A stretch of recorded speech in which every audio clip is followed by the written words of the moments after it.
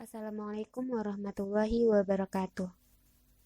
Perkenalkan, nama saya Atika Rahmah dari kelas Psikologi E dengan NIM 20 20 10 23 03 11 260.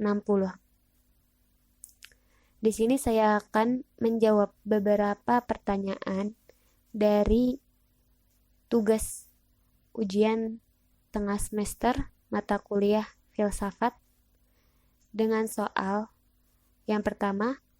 Al-Farabi, seorang filsuf muslim, mengatakan bahwa filsafat merupakan cara untuk menemukan kebenaran yang hakiki.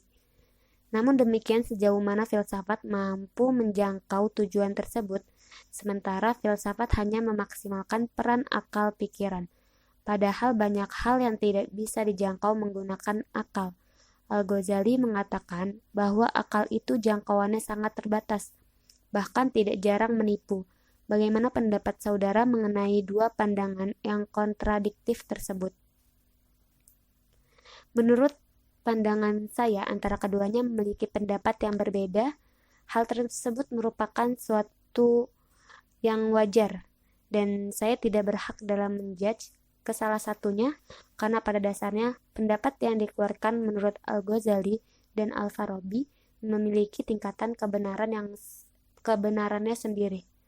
Namun ada beberapa yang saya kutip dari pandangan Al-Ghazali mengenai pandangan kebenaran yang hakiki mengenai akal pikiran manusia yang disebutkan dalam penjelasan Al-Farabi dari pengertian filsafat itu sendiri, yakni Al-Ghazali mengakui eksistensi indera dan akal, akan tetapi kedua instrumen itu terbatas dan tidak bisa memahami ilmu secara hakiki.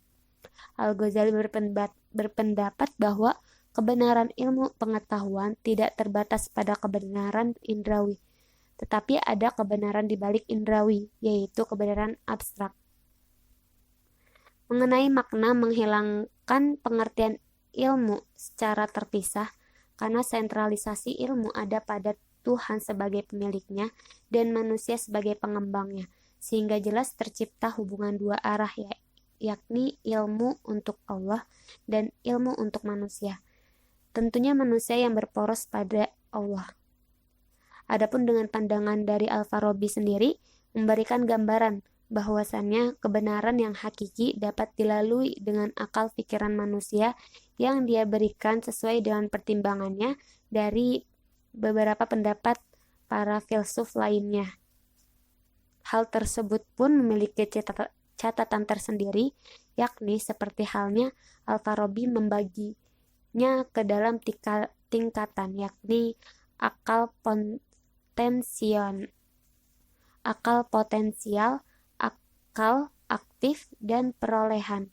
Akal potensi sebagai tingkatan akal terendah, ia belum memiliki kemampuan untuk menangkap objek pemikiran, dan begitu pendapat mereka pun ada beberapa yang menerimanya, ada pula yang menolaknya.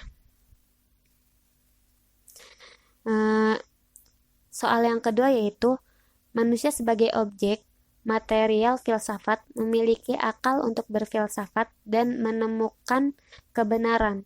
Tetapi apakah semua proses berpikir yang dilakukan manusia dianggap telah berfilsafat?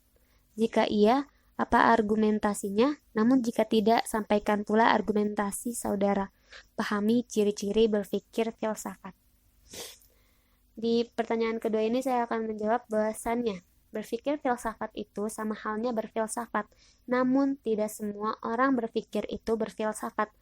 Ada ciri-ciri berpikir filsafat, yaitu salah satunya adalah metodis. Metodis yaitu menggunakan metode, cara, jalan yang lazim digunakan oleh para filsuf dalam berfilsafat. Oleh karena itu, tidak semua orang berpikir disebut berfilsafat karena ada beberapa cara, metode, dan jalan yang lazim yang biasa digunakan para filsuf untuk mengeluarkan pemikiran filsafatnya. Mungkin cukup sekian dari saya. Mohon maaf bila ada salah kata dalam penyampaian jawaban-jawaban saya. Terima kasih. Wassalamualaikum warahmatullahi wabarakatuh.